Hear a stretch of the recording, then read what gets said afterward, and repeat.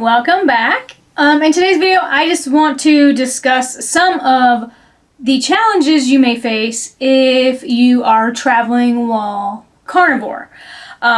We experienced some things while we were traveling this summer, and I also experienced some things while I was doing another work trip. But our first trip that we did this summer is we actually went to Montana for 10 days. We went to Big Sky, Montana, and while we were there, we visited Big Sky for 2 days. And then the rest of the time we were there, we went to Yellowstone, and we explored most of Yellowstone, which was actually really cool. Because the first time I've ever been, we didn't go to all the places. So this time we were able to go do everything. So that was really awesome. And I have the American the Beautiful Pass for veterans, so we actually got them for free for all the days. So that makes it really nice as well. But while in Big Sky, first of all, it's expensive because it's a tourist town and stuff like that, so stuff was expensive, but we had a hard time finding restaurants that didn't cook in seed oils. We did have our son with us, so we did have to find restaurants that were offered gluten-free items because he is celiac. But like, we went to a burger place, and in order to get a burger, they charged us the same amount for a whole like burger instead of like McDonald's, where you can just buy the patties separate and they only charge you for like the patties, not the whole sandwich. So we only ate out once at Big Sky just because for 2 burger patties it was very like spendy, and there's no way we were going to be able to eat off of that and spend that kind of cash. So what we decided to do was, while we were in Yellowstone, because they have a McDonald's, we actually ordered like 40 patties. And so we took the extra back to our hotel room. And then one of the days we actually went to Bozeman. It was an hour away, to the Walmart there, because they don't have Walmart in Big Sky, and their grocery stores are really expensive, and they didn't really have like a lot of gluten-free items either. So we went ahead and made a trip to Walmart and bought stuff for like my son to make sandwiches and chicken nuggets and stuff like that, and like English muffins for breakfast, because at the hotel they actually ran out of food for the most part, and so they didn't have any gluten-free options really. Like, they had like the milk and the yogurt, but they didn't have like gluten-free bagels except for like 2 of the days. So that was kind of poopy, but so we went ahead and made sure we had a bunch of stuff in our fridge.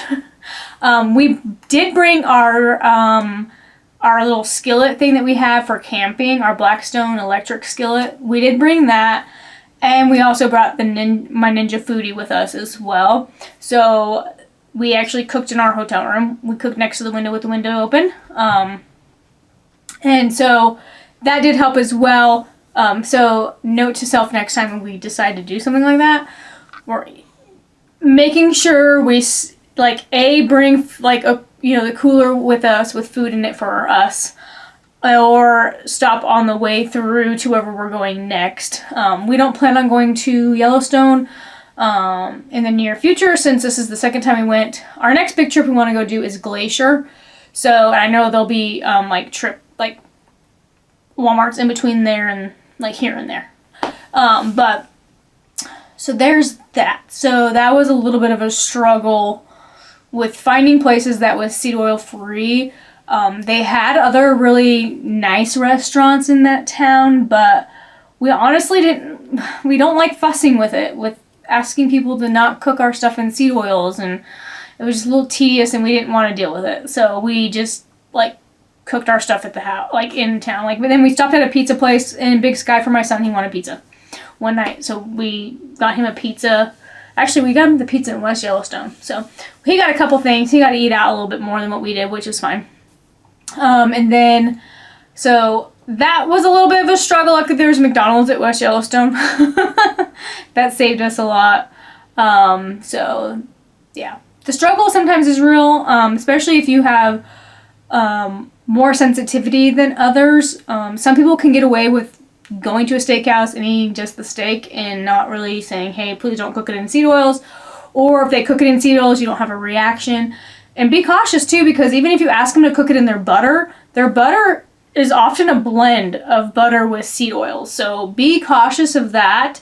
They don't necessarily all use like legit real sticks of butter. So I know I'm pretty sensitive to the seed oils. Like I said, some people can still get away with it. So by all means go ahead, but the restaurants we looked at were pretty spendy for like a steak meal, and I was not about to eat that every single day for 10 days while we were there. So probably bad on our part that we didn't plan better, but there is a lot of frustrations with being carnivore. You can't just, willy-nilly go out and just eat wherever and whenever you want, and a little bit frustrating. But you kind of cope through it and are really grateful that you can, because you can feel the best your entire trip without going off your lifestyle, which is really nice. And then I did a trip to Washington, D.C. for work. While there, we actually found quite a few places that were not necessarily seed oil free, but obviously carnivore friendly, because most places there's meat on a menu. Completely get that when people tell me, well, just eat the meat on the menu. I get that, but luckily there was like a McDonald's walking distance, so I would just walk during our lunch break and go get McDonald's and bring it and eat it. And usually, like, I can get away with eating one meal a day if I can get enough, like, hamburger at once. But what I also was doing was I was eating breakfast because they had eggs. And I think they might have had turkey sausage. So, like, 2 of the days, we were there for 4 days. So 2 of the days I had breakfast.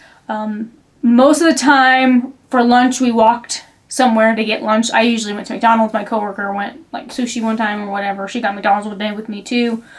For dinner, one of the days we went to a Mexican restaurant.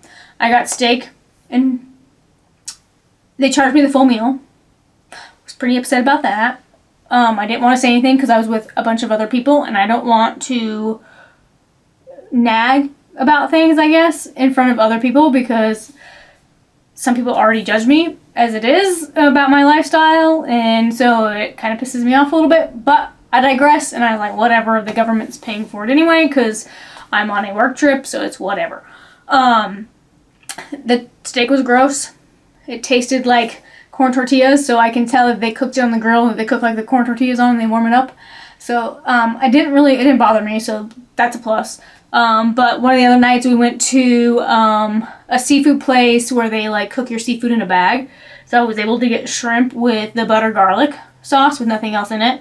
So that was really good. I ordered Buffalo Wild Wings one day for lunch. And I think I did it again for dinner because Uber is amazing, by the way, if you're traveling. They deliver to you. So a lot of the bigger places have Uber Eats.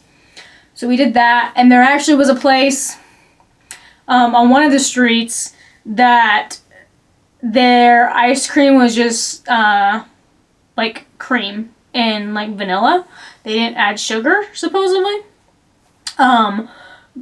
But they had also like other flavors, like the chocolate and all this other stuff, but they just added like the legit flavoring to them. So of course I got some of that. I did verify with them. I'm like, what is in your actual ice cream? They're like, it's just cream with the vanilla. And I'm like, okay.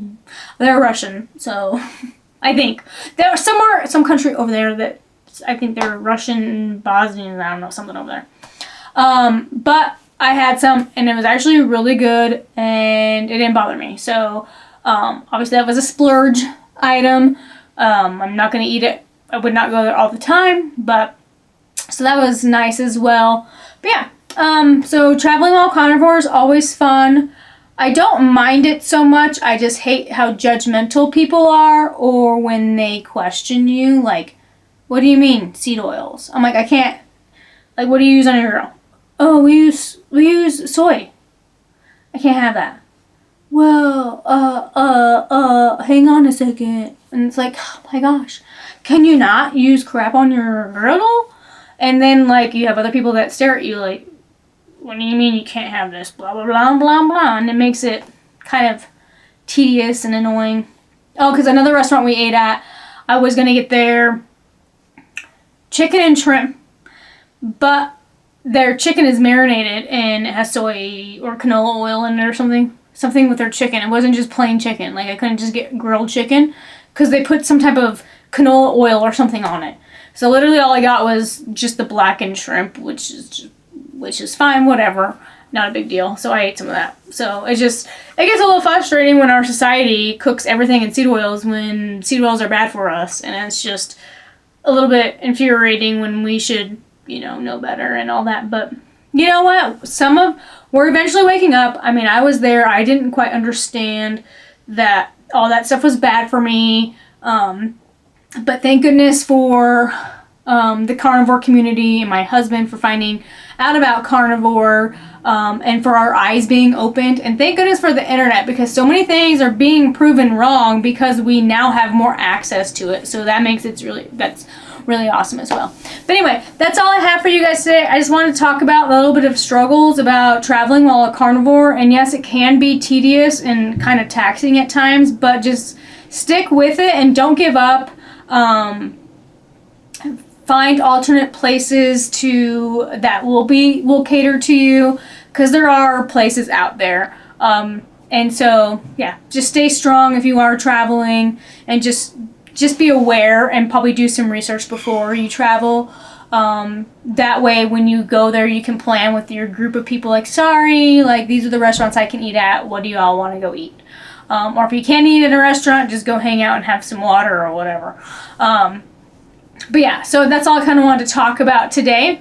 I'm still researching cholesterol a little bit. I found a really good video that kind of explains it, so I gotta kind of rewatch it so I can explain it to you all better a little bit, so that way I kind of know what I'm talking about, because I'm not a specialist in it. But yeah, that's all I have for you guys. And don't forget, like always, don't forget that like button. Make sure you subscribe, and I'll see you guys soon.